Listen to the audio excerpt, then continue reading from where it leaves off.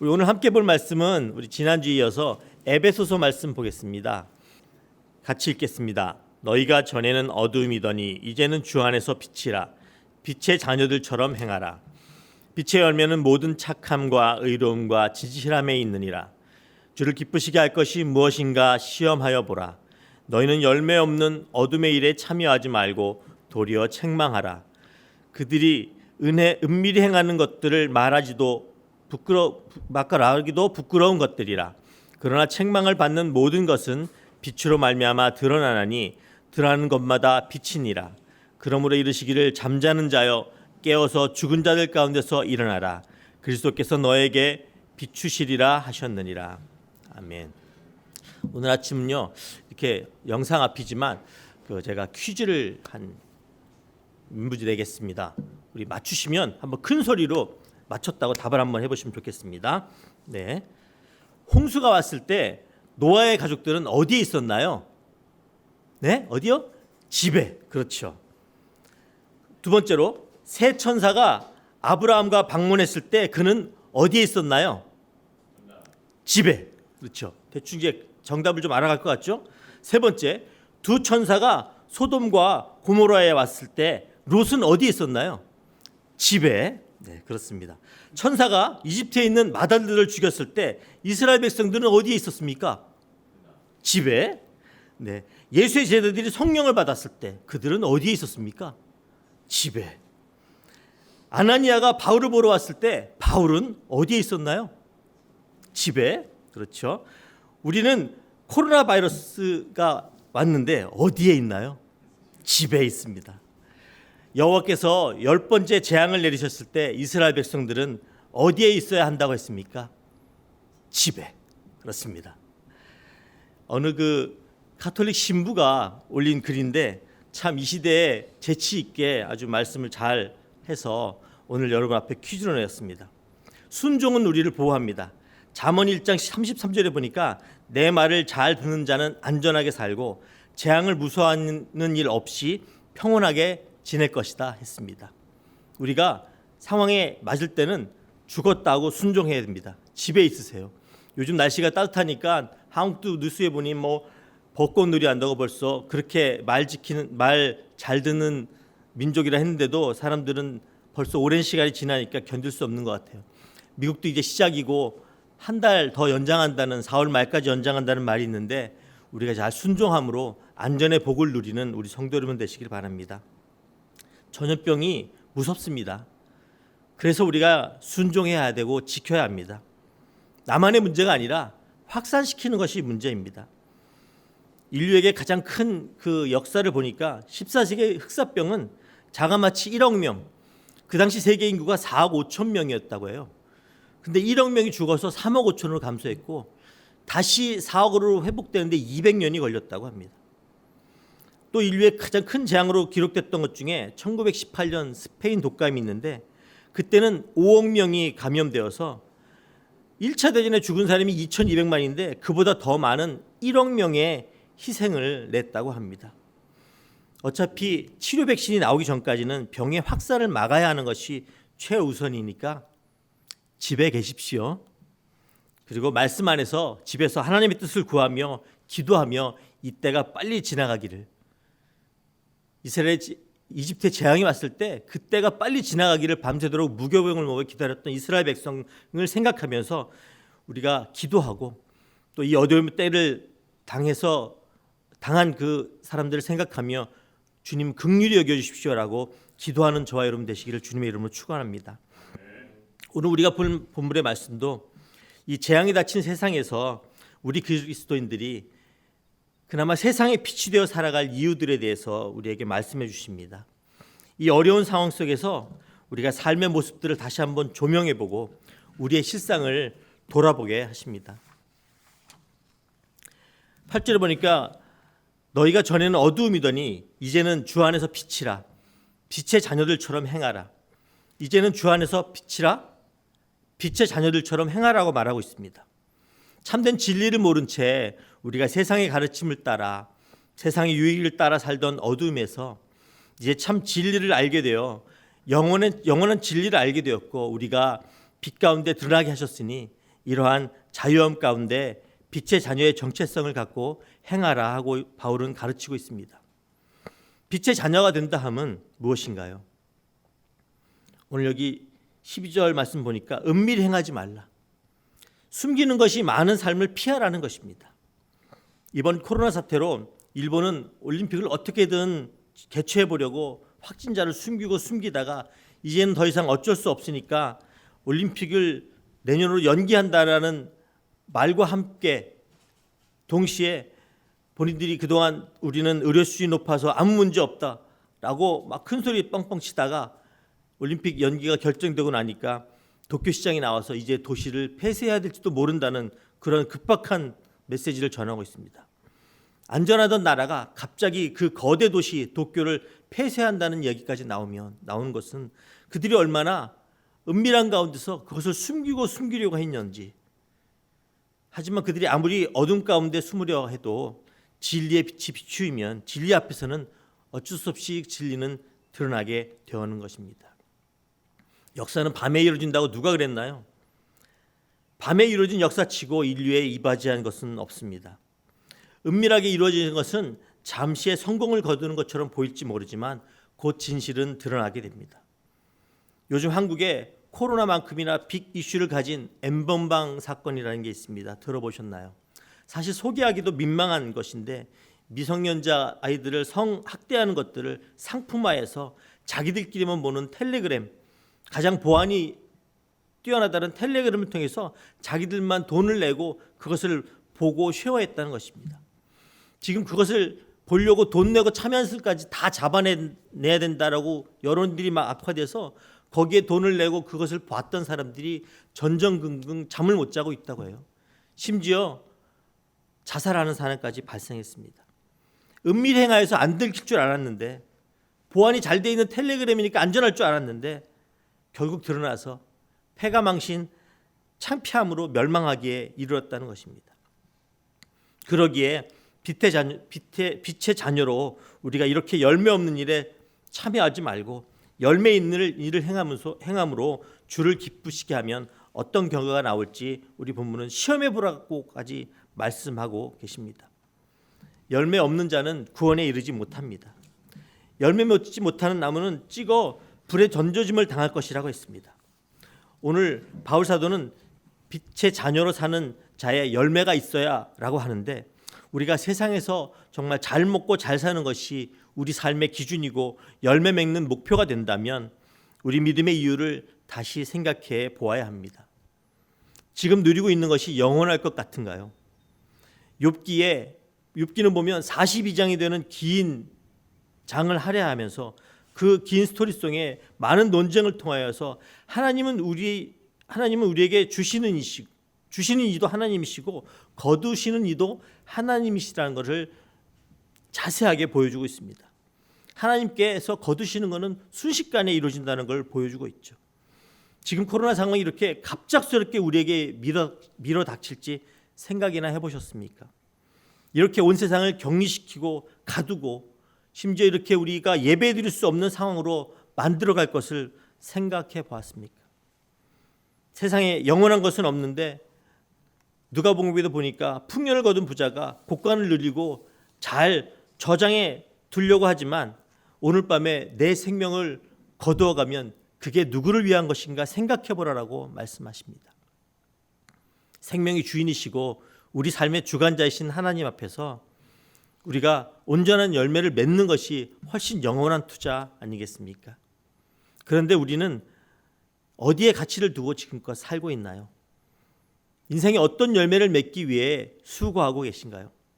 오늘 보면은 빛의 열매, 그것은 빛의 열매로 나타나는 것인데 9절에 보니까요, 빛의 열매는 모든 착함과 의로움과 진실함에 있다라고 말하고 있습니다.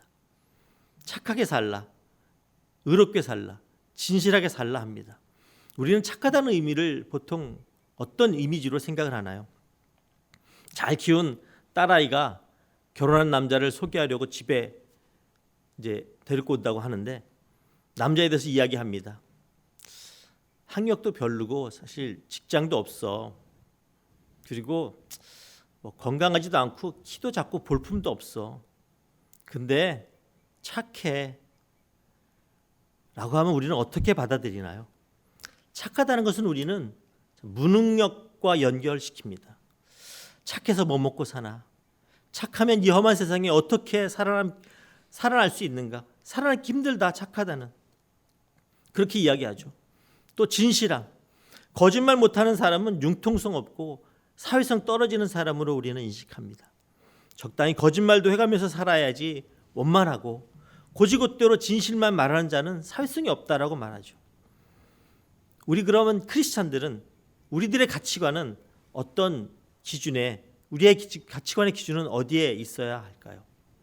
크리스찬의 옷을 입고 살면서 우리의 삶의 방식과 사고는 세상의 가치관을 따르고 살고 있으면 우리가 어떻게 빛의 열매를 주님 앞에 내어놓을 수 있을까요?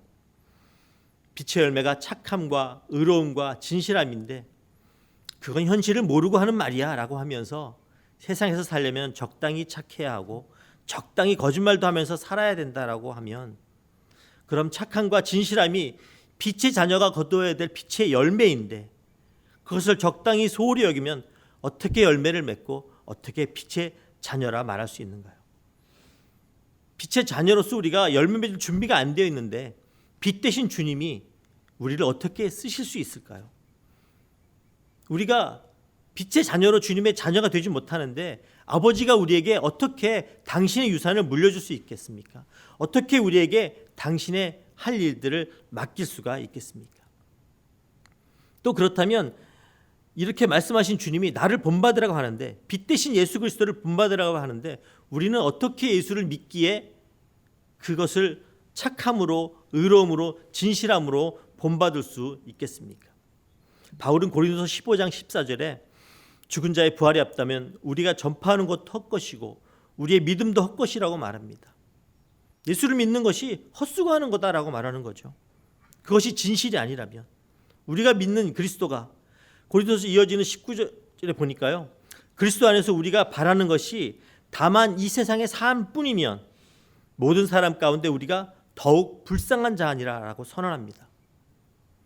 그리스도를 믿는 것이, 예수 그리스도가 정말 진실이 아니라면, 그것이 사실이 아니라면 우리가 사는 삶을 예수님이 믿는 믿음의 삶으로 사는 것이 불쌍한 자라고 말하고 있습니다. 남들은 취미생활 즐기고 여행 가는 일요일에 우리는 교회에 출석해야 됩니다. 아무 보상 없이 봉사는 물론 또 자기 소득의 10분의 1까지 내야 되잖아요. 휴일을 제대로 쉬도 못하고 종일 교회에서 보내야 할 때도 많습니다. 게다가 그렇게 열심히 예수님과 교회를 섬겨도 현실의 고난이 없어지거나 줄지도 않습니다. 그리고 또 원수까지 사랑하래요. 잘못된 행위를 70번씩 7번까지도 용서해 주라고 합니다. 말로 형제를 바보라 욕하면 살인한 것이라고 엄격한 도덕률까지 가르칩니다. 그런 가르친 대로 살려다 보니 이래저래 걸리는 일들이 많아서 실제 삶은 활기차지도 않고 때로는 그걸로 인해서 죄책감까지 늘어납니다. 세상 사람들은 세상 사는, 그냥 그런 거 없이 사는 사람들이 부러울 경우도 있죠. 가끔은 스스로가 가장 불쌍하다고 여기지기도 합니다. 새벽 기도한다고 이 시간에 남들 편히 자는데, 집에 있는데 누가 보지도 않는데 영상 앞에 서서 새벽 말씀 들으려고 이 자리에 나와 계신 여러분, 우리가 에베소 형도들을 향해서 바울이 말한 것처럼 우리가 이전에는 어둠의 자식이었다가 이제는 빛 가운데 나와서 참 진리 가운데 섰으니 이제는 우리가 빛의 열매를 맺은 그리스도의 자녀로, 빛의 자녀로 살아야 한다라고, 살아야 하는 것입니다. 그래서 빛의 자녀로 살기 위해서 우리가 착함과 의로움과 진실함 가운데 행하여서 빛의 자녀, 빛의 열매로 맺어야 한다고 하는 것이죠. 그런 열매 맺기 위해서 우리의 가치관의 문제, 이걸 어떻게 해결해야 될까요? 결국은 믿음의 문제입니다. 우리가 믿고 있는 것이 어떤 것인가? 예수 그리스도를 진리로 믿고 있는 것, 그 믿음이 어느 수준에 있어야 하는 것의 문제입니다. 내 연약함을 고백하고 착하게 진실되게 살게 해주세요. 참 안 됩니다. 그러나 그 믿음으로 살게 해달라고, 그 믿음 위에 살게 해달라고 우리가 성령 하나님께 간절히 매달려야 합니다. 여러분들은 주위에 저 사람 참 착해라고 칭할 때 어떤 사람을 향해 보통 그렇게 말하나요?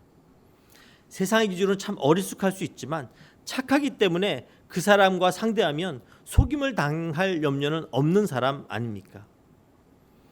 너무 착하면 부당한 일을 당하기도 하지만 사실 정작 착한 사람은 별로 속상해하지 않습니다. 곁에서 지켜보는 사람만 속이 터지지요. 착함은 그런 평안을 우리에게 가져다 줍니다. 이런 믿음으로 착하게 살았을 때 내가 어떻게 하는지 주님은 또 시험해 보라고 말씀하고 계십니다. 주님께서 시험해 보라고 하신 것은 분명히 시험에 대한 대가가 있다는 말씀인 것이거든요. 안 되는 일도 되게 해주는 하나님을 믿으십니까? 우리가 착하게 살아서 빛의 열매를 맺어갔을 때, 그런 믿음 가운데 살아갔을 때 하나님이 어떻게 주시는지 하나님의 복을 온전히 누려가는 저와 여러분 되시기를 축복합니다. 이러한 착함도 의로움이 있어서 때로는 그 의로움에 수반되는 분노를 보이기도 합니다. 착한 사람이 늘 온순한 것만은 아니거든요. 의롭지 못한 것을 보고 의로움의 분노를 나타내기도 합니다. 하나님과 사람에 대한 자기 의무를 이행하는 올바른 행위로 드러냅니다. 그리스도인들이 거두어야 될 생활의 열매로 빌립보서 1장 11절에 예수 그리스도로 말미암아 의의 열매가 가득하여, 또 히브리서 12장 11절에 보니까 징계의 과정으로 연단받은 자들은 의와 평강의 열매를 맺어야 한다라고 말하고 있습니다. 또 이 모든 것을 진실함 가운데 참된 가운데 행할 때 빛의 열매가 맺어진다고 합니다. 요즘 우리 한국이 세계적으로 큰 이슈의 나라로 등장했잖아요.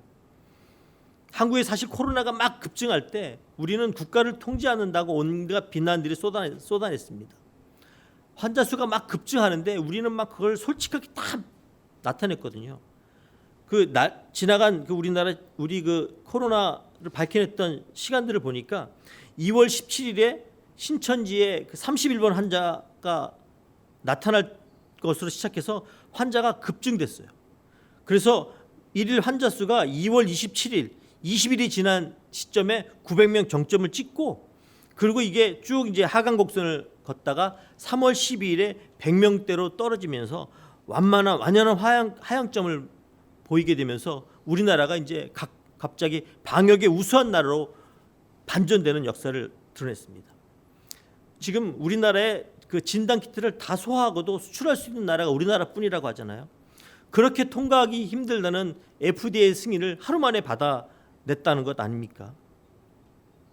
우리나라의 그 우수한 방역 시스템을 그 이스라엘이 모사드를 동원해서 벌써 쥐도 새도 모르게 시스템을 가져다가 벌써 드라이브 스루 방식으로 자기 국민들에게 적용하고 있다는 것이에요. 우리나라가 진실하게 내세울 때 비난했던 나라는 우리나라밖에 없었다고 할 정도예요.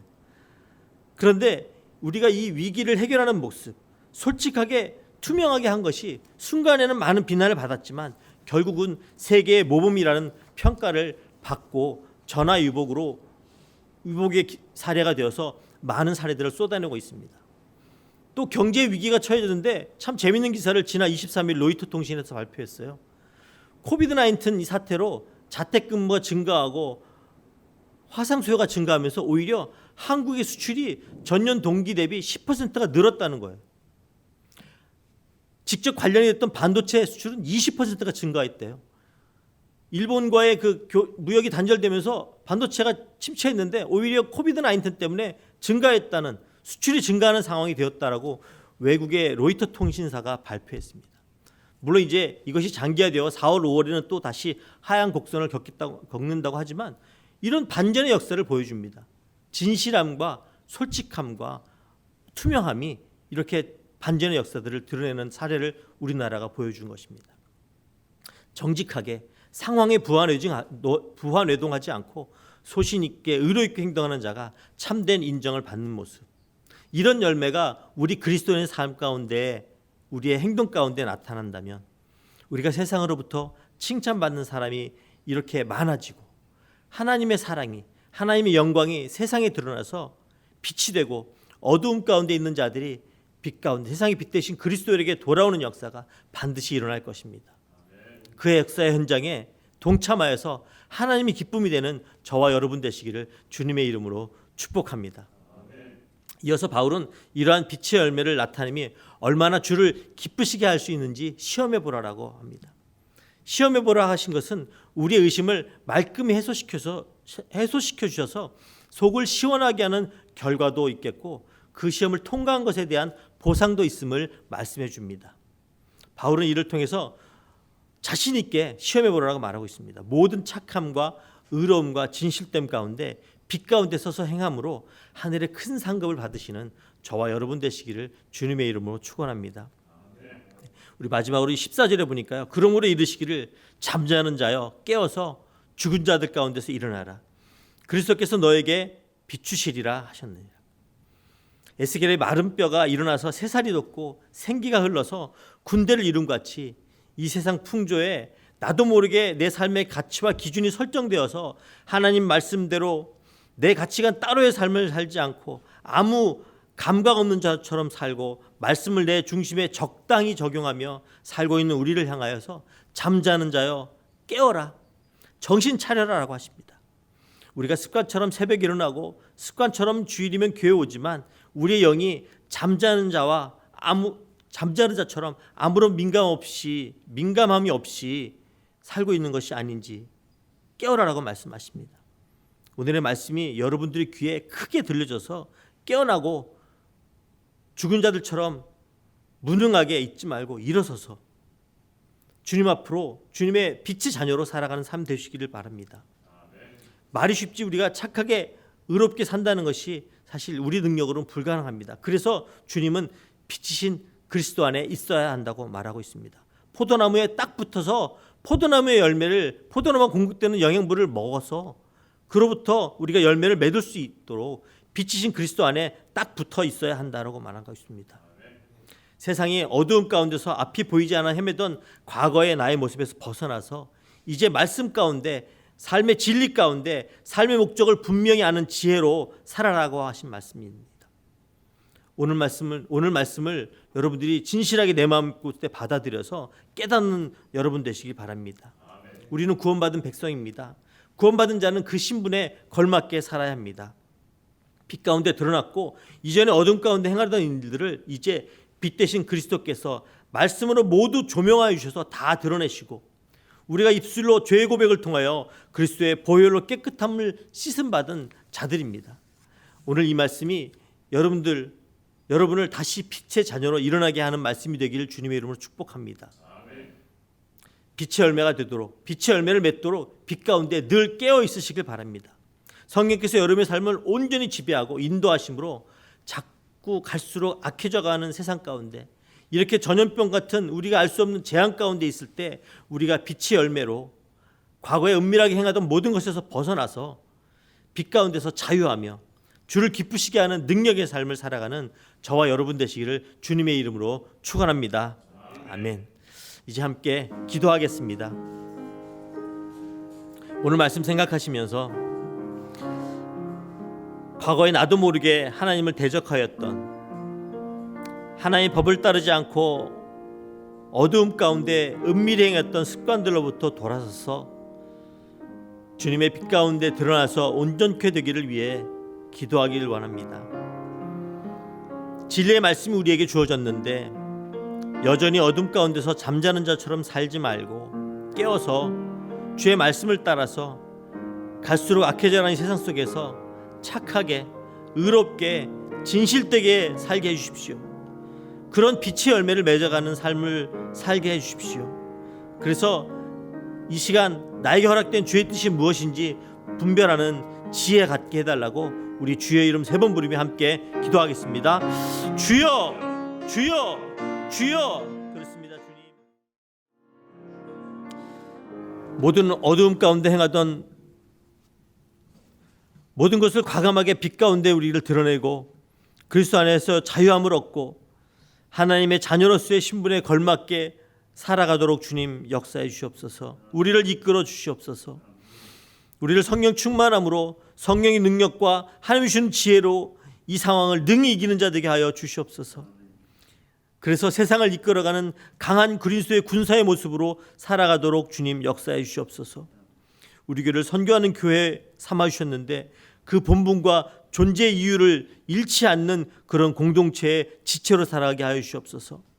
집에 있는 이 시간 동안에 말씀 가운데 더 우리가 들어서 이 시간 이 상황을 허락하신 나의 모습, 우리 공동체의 모습 가운데 주님이 원하시는 뜻이 무엇인지 분명히 깨달아서 이 코비드-19의 불안하고 고립된 상황 속에서도 하나님의 뜻을 바라보고 하나님의 뜻을 따라가서 상황을 바라보지 않고 하늘의 하나님을 바라보는 우리 모든 성공의 가족 되도록 주님 역사에 주옵소서. 우리의 참 소망이시고 빛 되시는 예수 그리스도의 이름으로 기도드렸습니다. 아멘.